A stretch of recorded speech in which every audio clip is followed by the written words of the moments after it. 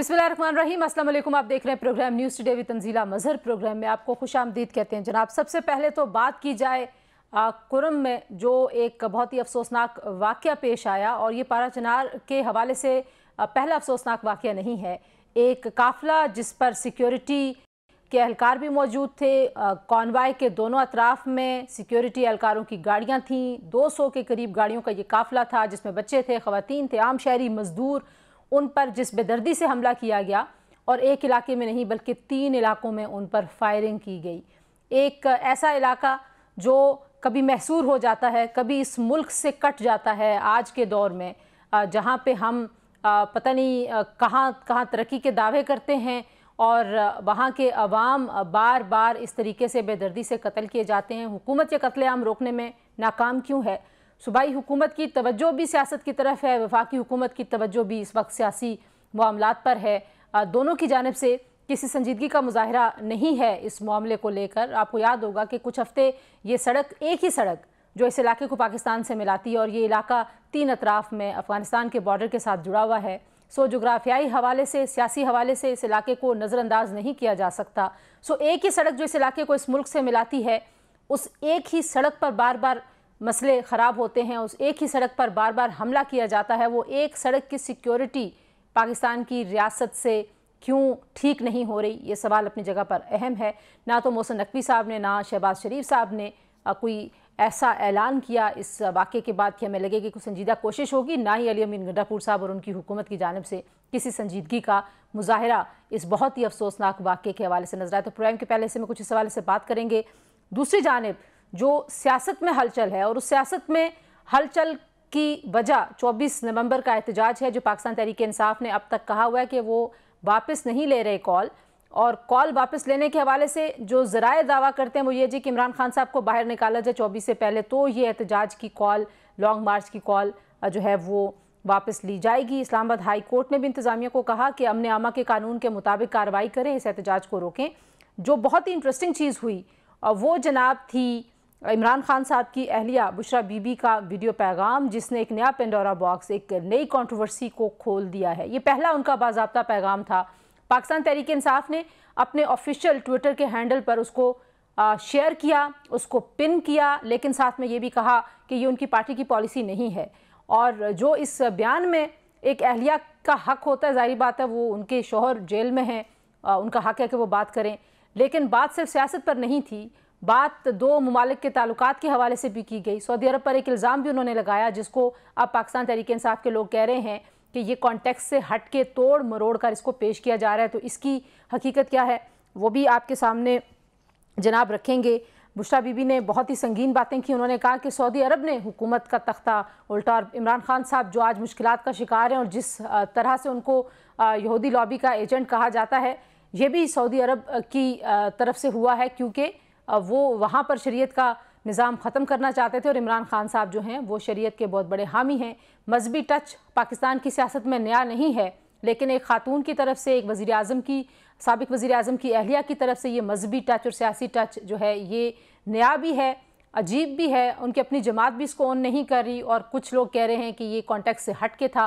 पाकिस्तान तहरीक इंसाफ की मुश्किलात में बज़ाहिर इजाफा होता हुआ दिखाई देता है। जो मुज़ाकरात की खबरें हैं वहाँ पर डेडलॉक अभी तक कायम है, और हुकूमत तो अब बड़ा ओपनली कह रही है कि कोई मुज़ाकरात नहीं हो रहे। तो पाकिस्तान तहरीक इंसाफ का इसके ऊपर क्या स्टांस है वो भी आज के प्रोग्राम में शामिल करेंगे। बुशरा बीबी के नाकाबिले वारंट गिरफ्तारी जो हैं वो भी आज दोबारा से जारी हो गए हैं, क्योंकि वो ज़मानत पर बाहर हैं। तो ये सारा सिलसिला क्या है जनाब, हमारे साथ मौजूद है पाकिस्तान तहरीक इंसाफ के सीनियर रहनुमा शुएब शाहीन साहब, पाकिस्तान मुस्लिम लीग नवाज़ के सीनियर रहनुमा हमारे साथ राना एहसान अफजल साहब मौजूद हैं, नादिया मिर्ज़ा पाकिस्तान की मारूफ एंकर तजज़ियाकार हमारे साथ मौजूद हैं। जी आप तीनों का बहुत शुक्रिया। अगर शुएब शाहीन साहब आपसे गुफ्तगू का आगाज़ करूँ, पाकिस्तान तहरीक इंसाफ ने ऑफिशियल ट्विटर पे अपना बुशरा बीबी का जो वीडियो पैगाम है वो जारी किया, लेकिन आप कहते हैं हमारी पार्टी पॉलिसी नहीं है, ये उनका ज़ाती बयान है। तो इस बयान को लेके पाकिस्तान तहरीक इंसाफ इस वक्त क्या सोच रही है? क्या आप लोग इस बयान को ऑन करते हैं? उन्होंने सऊदी अरब के हवाले से बड़ी संजीदा बातें की हैं, जनरल बाजवा पर उन्होंने इल्ज़ाम लगाया, उनका जिक्र किया, लेकिन जनरल बाजवा ने कहा कि वो झूठ बोल रही हैं। तो क्या कहते हैं आप? देखिए, पहली बात तो यह है कि आप तस्दीक कर लें अपनी स्टेटमेंट की। उन्होंने कहीं नहीं कहा कि सऊदी अरब ने तख्ता उल्टा या सऊदी अरब ने ये किया। उनकी पूरी स्टेटमेंट मैंने सुनी है और पढ़ी भी है, लिहाजा ये आउट ऑफ कॉन्टेक्स्ट बात है। उन्होंने ये ऐसा कहा कि इमरान खान की और नहीं उनकी नहीं बेगम कहा। की मुश्किलात तब से शुरू हुई जब से वो सुने ना नंगे पांव मदीना लोग। मुनव्वरा से होके आए सर। हाँ, तो उसका ये मतलब थोड़ा है कि सऊदी अरब को इन्वॉल्व कर दिया जाए। ठीक ठीक। उसका मतलब ये थोड़ा है, ये तो इन्फ्लुएंस ड्रा किया जा रहा है पीएमएलएन की तरफ से और इन कठपुतलियों की तरफ से, ताकि वो केएसए को इम्प्लीकेट कर सकें। सर उन्होंने मैंने तो कहीं नहीं अपनी कहा सियासी और पहली बात। सहाफती सोच समझ के मुताबिक उसको डी कोड किया। मैं नून लीग से मेरा कोई ताल्लुक नहीं है। ये तो राना साहब बड़ी मुश्किल से प्रोग्राम में आते, तो हमारे प्रोग्रामों में बिल्ला के फजल से अब नहीं आते। पहली बात तो यह है कि उन्होंने किसी जगह सऊदी अरब का नाम इस्तेमाल नहीं किया, लिहाजा ये आउट ऑफ कंटेक्स्ट भी है और आउट ऑफ फैक्ट्स भी है। ठीक तो है। लिहाजा मैं इस बात की तस्दीक कर लूँ। दूसरी बात, उन्होंने किसी जगह जब सऊदी अरब का नाम ही नहीं लिया तो उनको बीच में इम्प्लीकेट करने का कोई सवाल पैदा नहीं होता। ठीक है। नेक्स्ट जो सबमिशन है और वो जो इम्पोर्टेंट बात है वो ये है कि किसी हवाले से भी उनका नुक्ता निगाह, पार्टी का नुक्ता निगाह कभी नहीं होता, सिवाय इस बात के कि उन्होंने अपने शौहर की रिहाई के लिए जो को वो पॉजिटिव रोल अदा कर सकती थी वो एक कर रही हैं, और वो उनको एक हक हासिल है कि जनाब उनकी वजह से जो एक पॉलिटिकल विक्टिमाइजेशन के केसेस हैं और जिस अंदाज से उनको रखा गया है। राना साहब, पाकिस्तान तहरीक इंसाफ आप पे इल्ज़ाम लगा रही है कि आप लोग बुशरा बीबी के इल्ज़ाम को एक तो सियाको सबाक से हटा कर पेश कर रहे हैं, आप उस पर सियासत कर रहे हैं, और दोनों मुल्कों के ताल्लुकात को भी आपने जो है वो इसमें यरगुमाल बनाने पे आपको कोई तकलीफ नहीं हो रही, क्योंकि आप चाहते हैं कि 24 नवंबर के एहतजाज से आप लोगों की तवज्जो हटाएं और इस बयान के ऊपर आप लोग सियासत कर रहे हैं। आप पे ये इल्ज़ामात लग रहे हैं। बिस्मिल्लाहिर्रहमानिर्रहीम। बहुत शुक्रिया तंजीला। मेरे ख्याल से आप अवाम की क्लैरिटी के लिए अगर उस बयान को चला दें तो हम तो कुछ नहीं कह रहे, जो कहा है वो बुशरा बीबी ने कहा है। हमने उनको कोई लिख के नोट नहीं दिया था कि ये आप कह दें, और उन्होंने बड़ा क्लियर कट कहा है कि जो है वो शरीयत ख़त्म करना चाह रहे हैं और हम जो है वो शरीयत के ठेकेदार हैं, और उन्होंने ये बात की है। और मेरे ख्याल से इसमें ना हमने कोई नुक्ता इसमें इजाफी लगाया है, ना कोई कौमा इसमें इजाफी लगाया है, लेकिन ये पीटीआई का पुराना वतीरा है। ये इस चीज़ का लिहाज नहीं करते कि सियासत के अंदर मजहब को इस्तेमाल, मजहबी कार्ड इस्तेमाल किया जाए मफाद लेने के लिए, चाहे आप तकसीम की सियासत कर रहे हो या आप जो है वो ममालिक के ऊपर, जो आपके दोस्त हैं, दोस्त ममालिक हैं, उन पर बड़े बड़े इल्जामात लगा दें जो बिल्कुल झूठ की बुनियाद के ऊपर हो। तो हमने तो इसको कंडेम किया है, और हम समझते हैं कि हमारे जो तल्लकात हैं सऊदी के साथ वो हम खराब नहीं होने देंगे। हम पॉलिटिकल इंस्टेबिलिटी फैलने नहीं देंगे, हम माशी इंस्टेबिलिटी फैलने नहीं देंगे। और जो इन्होंने वार किया है, इतना बड़ा इल्ज़ाम और भोंडा इल्ज़ाम लगाया है, हम इसको भी कवर करेंगे, क्योंकि ये पाकिस्तान के मफाद को प्रोटेक्ट करना हमारी जिम्मेदारी है। तो बिल्कुल ये इस तरह की जो सियासत है, देखिए ये पहली दफा नहीं है। जब मुल्क को आईएमएफ की जरूरत थी तो आईएमएफ को सैबोटाज किया गया। जब मुल्क के अंदर सीपेक्स लॉन्च होने लगा था तो तब चाइनीज सदर का जो है वो विजिट खराब किया गया। अभी एससीओ था तो इन्होंने पूरा ब्लैकमेल करने की कोशिश की, फिर बड़ी मुश्किल से इनको समझाया कि आप मुल्क को नुकसान ना पहुंचाएं। जीएसपी प्लस के ऊपर इन्होंने सैबोटाज करने की कोशिश की। दुनिया भर में मुल्क की साख खराब करने की कैंपेन लॉबियस्ट हायर करके ये चला रहे हैं। आज अगर मुल्क इकोनॉमिकली टर्न अराउंड कर रहा है, आपके सारे इशारे बेहतरी की तरफ हैं। आप महंगाई ले लें, आप प्रिजर्व्स ले लें, आप एक्सचेंज रेट ले लें, एक्सपोर्ट्स ले लें, रिमिटेंसेस ले लें, हर चीज बेहतरी की तरफ गामजन है। तो इनकी कोशिश है कि हम कोई ना कोई अब वार जो है वो ऐसा करें कि मुल्क जो है फिर इंस्टेबिलिटी की तरफ बढ़े। तो मेरे ख्याल से ये इल्जाम हमारे पे नहीं लगता। अच्छा नादिया, आपको लगता है कि कॉन्टेक्स्ट जो है वो क्लियर नहीं है बुशरा बीबी की स्टेटमेंट का, उसको मीडिया ने तोड़ के पेश किया है? क्योंकि ज़ाहिर पीटीआई सिर्फ नून लीग पे नहीं, मीडिया पे भी ये इल्ज़ाम धर रही है कि नाम नहीं लिया उन्होंने सऊदी अरब का, और जो जिस तरीके से ट्रांसलेट किया है, यानी कि जो मैंने भी ट्रांसलेट किया है, वो समझते हैं कि ये गलत है। Thank you very much Tanzila. देखिए, अगर बुशरा बीबी ने सऊदी अरब का नाम नहीं लिया तो हमें पीटीआई खुद बता दे कि अगर सऊदी अरब की बात नहीं कर रही थी बुशरा बीबी तो किस मुल्क की कर रही थी। अगर हम गलत सोच रहे हैं, हमारी जो इंटरप्रिटेशन है कि जो वो बात कर रही है कि मदीने में गए तो नंगे पैर थे तो हम शरई निज़ाम जो है हटाना चाहते हैं, फिर बाजवा को कॉल आई कि तुम इनको कहाँ से उठाकर लेकर, अगर वो सऊदी अरब नहीं था तो फिर वो कौन सा मुल्क था? देखिए, बुशरा बीबी की सियासत में आमद इसमें कोई अनहोनी बात नहीं है। मुझे समझ में नहीं आता कि इतनी डिफेंसिव क्यों हो जाती है पीटीआई के बुशरा बीबी बुशरा बीबी। भाई अगर एक तारीख है ना इस मुल्क की, भुट्टो साहब का के साथ जो कुछ हुआ, नुसरत भुट्टो उस समय मैदान में आई, नवाज शरीफ साहब के साथ हुआ, सुलसुम नवाज मैदान में आई। अगर इमरान खान के इस वक्त जेल में है और Bushra BB for a time भी उनकी जगह पर या उनके आने एक अपनी एक जद्दोजहद करती हैं, तो इसमें कोई हर्ज नहीं है, इसमें कोई बुराई भी नहीं है और ये मरूफ की सियासत भी नहीं, क्योंकि एक लिमिटेड टाइम के लिए है। तो मुझे नहीं समझ में आता पीटीआई इतनी डिफेंसिव क्यों है। दूसरी बात ये कि मैं पर्सनली ये समझती हूँ कि बुशरा बीबी का जो ये बयान था, ये पीटीआई के ऊपर खुदकुश हमला था। आप ये देखें कि ऐसे मौके पर कि आपके ऊपर ऐसी मुश्किलें हैं, आपका एहतजाज की आपकी कॉल है, और वो एहतजाज की कॉल आम सी कॉल नहीं है, वो फाइनल कॉल है। फाइनल कॉल का मतलब ये है डू एंड डाई की सिचुएशन है। आप कामयाब हो जाते हैं तो बल्ले बल्ले, और अगर आप नाकाम हो जाते हैं तो फिर आप हमेशा के लिए नाकाम हो जाते हैं, फिर आपके पल्ले कुछ भी नहीं रहता। तो ऐसे मौके पे आप थोड़ा सा पीछे चले जाइए। शेराज अहमद साहब ने भी इस किस्म का बयान दिया था और उसमें उन्होंने ये कहा था कि जी रजीम चेंज में सऊदी अरब था, बड़ी मुश्किल से डैमेज कंट्रोल किया पीटीआई ने, कि जी वो तो उनका जाती बयान था, फला था, ये था। अब बुशरा बीबी का बयान उनका जाती था। अगर बुशरा बीबी का बयान जाती था तो पीटीआई की ऑफिशियल अकाउंट से, ट्विटर के ऐप से उसको पोस्ट क्यों किया? बुशरा बीबी का एक अकाउंट बना देते और वहां से पोस्ट कर देते। जब आपने पीटीआई की ऑफिशियल अकाउंट से उसको पोस्ट कर दिया तो वो फिर उनका जाती बयान नहीं रहा। इससे पहले वाले धरने पे आ जाए, एहतजाज की कॉल पे आ जाए, बैरिस्टर साहब ने एक बयान दे दिया था, आपको याद है, एसटीओ से पहले जयशंकर आ रहे हैं हमारे पास भी आके खिताब करें।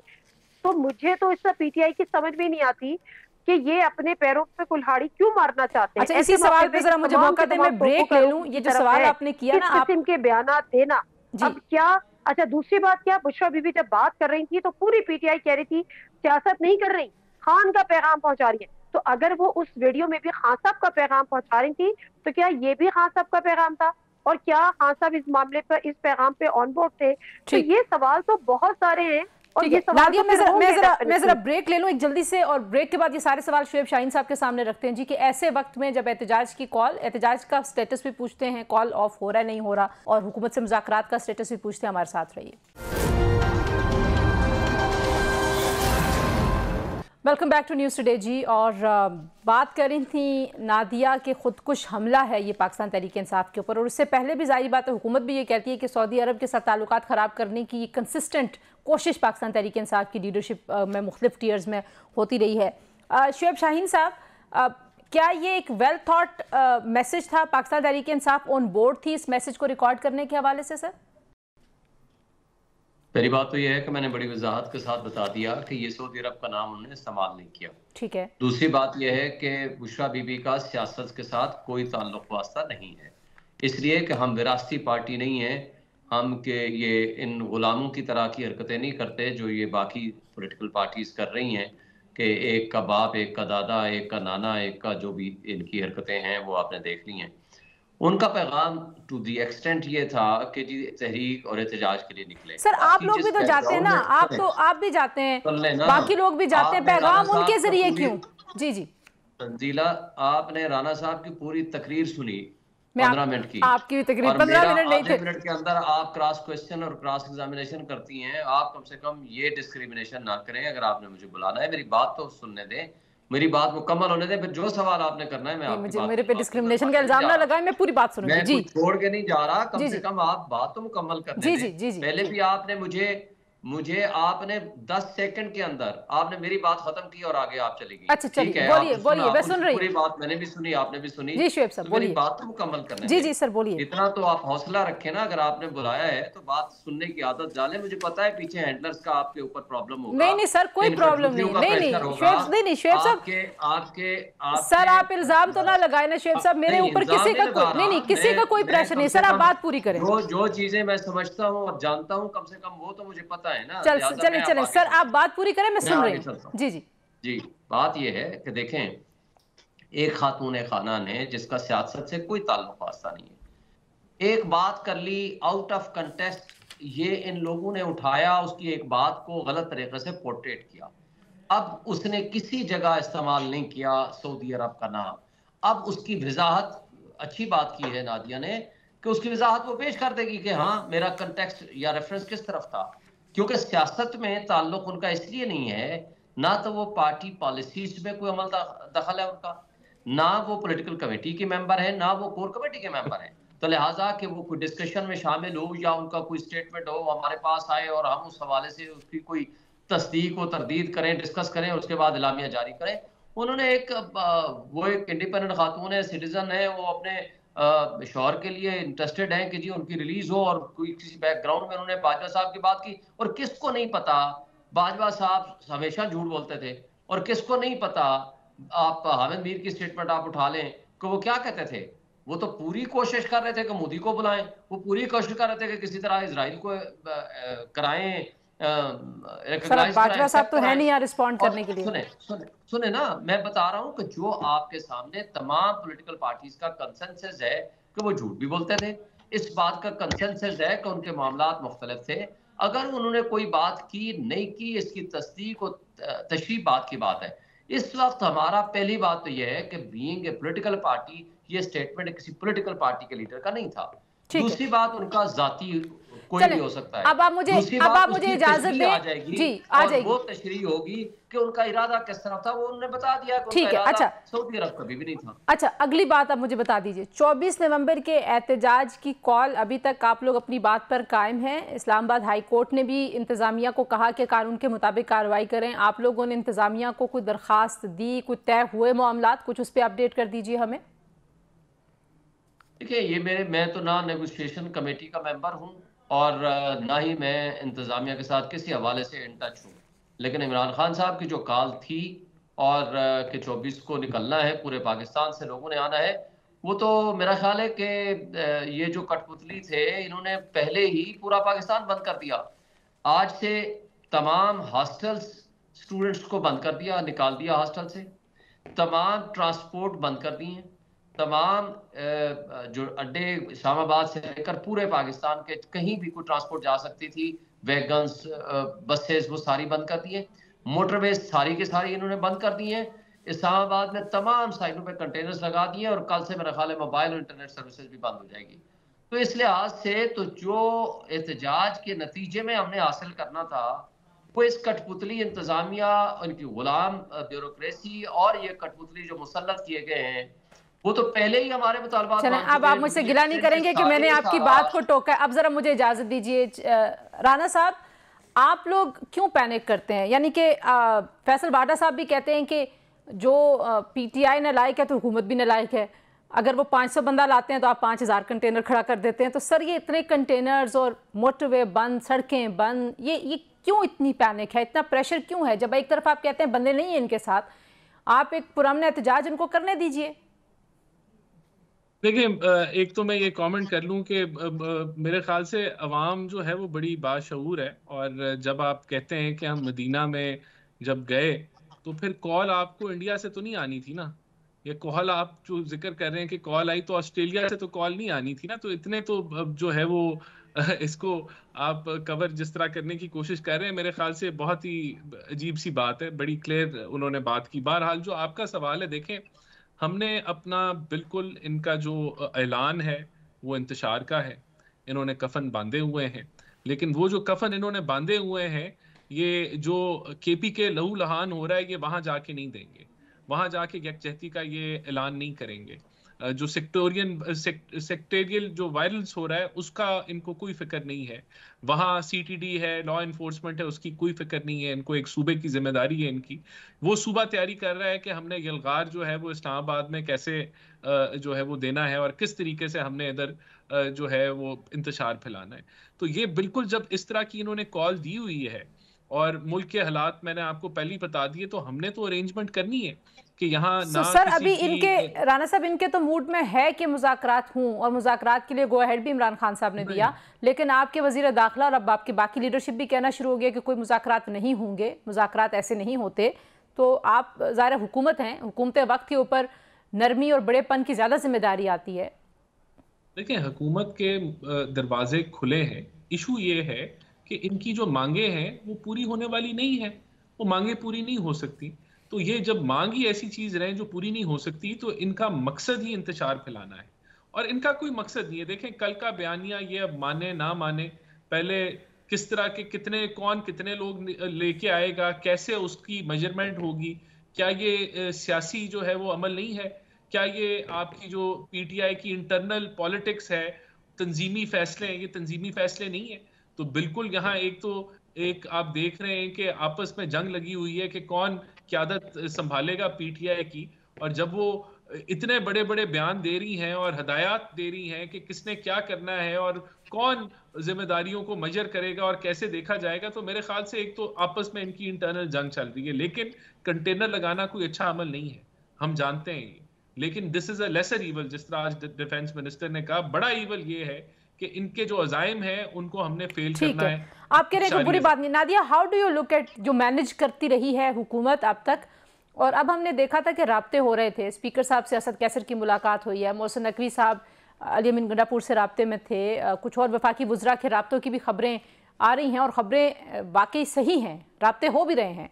लेकिन अब फिर एक ऐसी डेडलॉक की सूरत हाल बन गई है और ऊपर से बुशरा बेगम का जो बयान आया उसके बाद से लगता है कि दोबारा जो टेम्परेचर है सियासी तौर पर वो फिर पीटीआई के खिलाफ होता हुआ हुकूमत की जानिब से नजर आता है। देखिए तंजीला, दो चीजें हैं। एक तो ये कि जो राब्तों की आपने बात की, उससे पहले जो स्ट्रेटेजी है गवर्नमेंट की, अभी कह रहे हैं ना राना खान साहब, विद ऑल ड्यू रिस्पेक्ट, वो कहते हैं इनके अजाइम ठीक नहीं है। चलिए, इनके अजाइम ठीक नहीं है, मैं इनकी बात मान लेती हूँ। पूरी इलेक्शन कैंपेन हो रही थी ना फरवरी 2024 की, उस दौरान भी इनके अजाइम ठीक नहीं थे।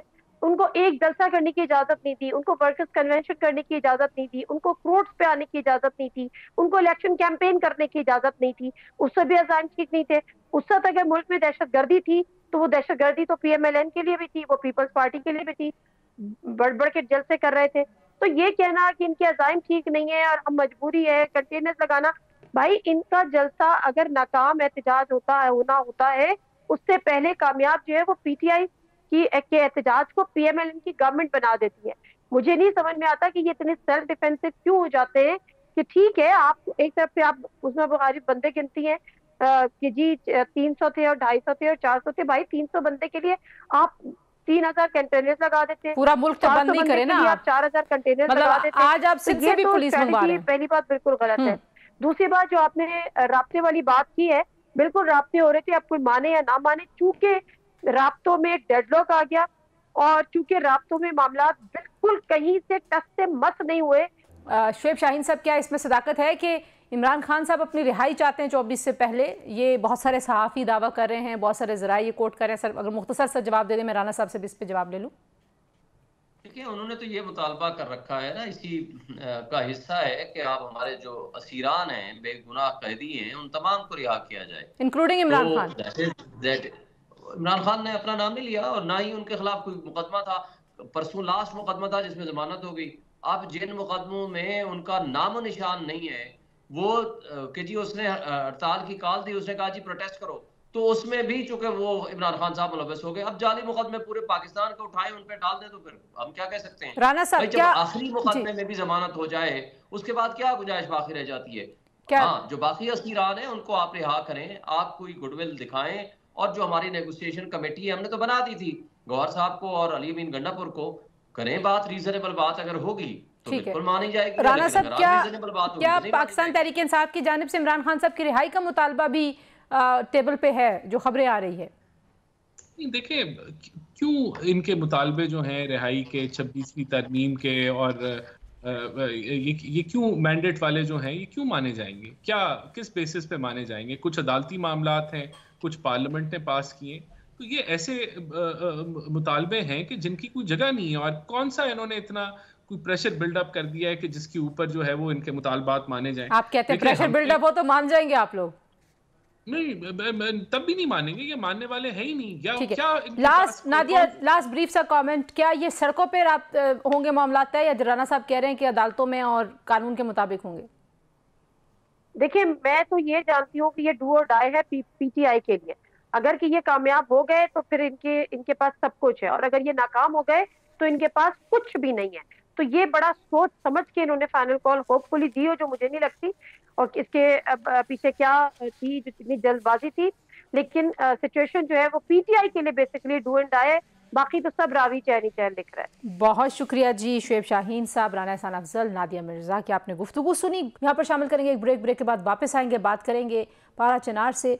MWM के MNA इंजीनियर हमीद हुसैन हमारे साथ मौजूद होंगे। इस अफसोसनाक वाक़े के बाद क्या स्ट्रेटजी हुकूमतों के पास होनी चाहिए, हुकूमतों को क्या करना चाहिए, उस पर बात करेंगे। हमारे साथ रहिए।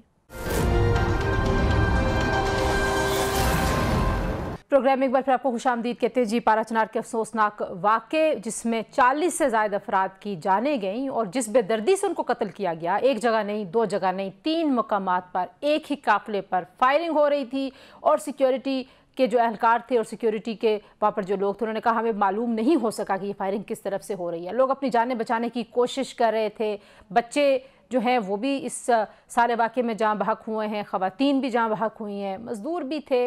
एक बहुत ही अफसोसनाक सूरत हाल है, लेकिन क्या ऐसी सूरत हाल पहली बार हुई है? बदकिस्मती की बात है कि कई बार हो चुका है। आइंदा इसको कैसे रोका जाए? इंजीनियर हमीद हुसैन साहब हमारे साथ मौजूद हैं। इंजीनियर साहब, बहुत शुक्रिया, आपने हमें वक्त दिया। जो इलाका है पारा चनार का, ज़ाहिर है ये पहली बार वहाँ पर इस तरह के वाक़यात नहीं पेश आ रहे। माजी में कई बार ऐसे वाक़यात हो चुके हैं और जिन इलाकों में इस काफ़िले पर फायरिंग की गई है वहाँ पर भी बहुत सारे ऐसे वाक़यात आए रोज़ होते रहते हैं। क्यों ये मामला रुक नहीं पा रहा? क्यों हुकूमत जो है वो इस तरह से आम शहरियों के कत्लेआम को रोक नहीं पा रही? बिस्मिल्लाहिर्रहमानिर्रहीम।